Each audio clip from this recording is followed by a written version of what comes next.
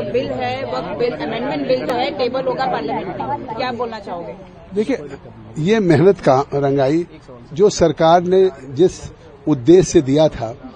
Speaker साहब से कि इस बिल को आप जेपीसी को सुपर्द कर दें और जेपीसी से पूरे देश के स्टेक होल्डर के साथ बात करें। मैं आज कह सकता हूं कि जब हमने साउथ इंडिया का दौरा किया था और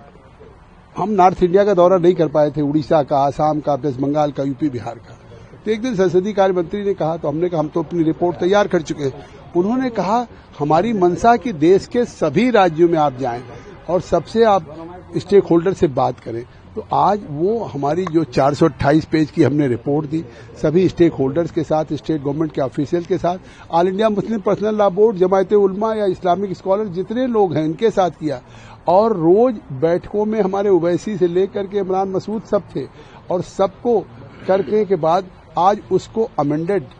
फॉर्म में बिल लेकर के सरकार आ रही है। ये निश्चित तौर से एक ऐतिहासिक दिन है क्योंकि 1995-2013 में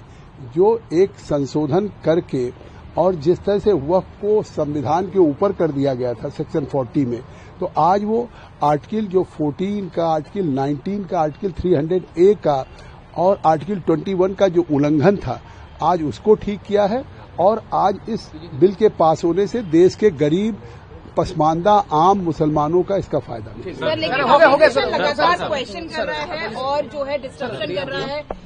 चलने नहीं दे रहा पार्लियामेंट को। ये शुरू से कर रहे थे, हमारे ऊपर बोतल फेंक रहे थे, झगड़ा करने का आमादा थे, कागजों को फाड़ते थे। जिस तरह से जेपीसी की मीटिंगों को हमने 6 महीने में जिस तरह से कंडक्ट किया है, 8-8 घंटे उनको सुना है हर समय, तो ये तो डे 1 से हमारा विपक्ष हो या चाहे आप बिल आज आ रहा है, जिस तरह से all India Muslim personal law board ने काली पट्टियां बांधने के दौरान रमजान के में कहा, जब प्रेयर के समय मस्जिदों में कहा, तो सियासत हो रही है।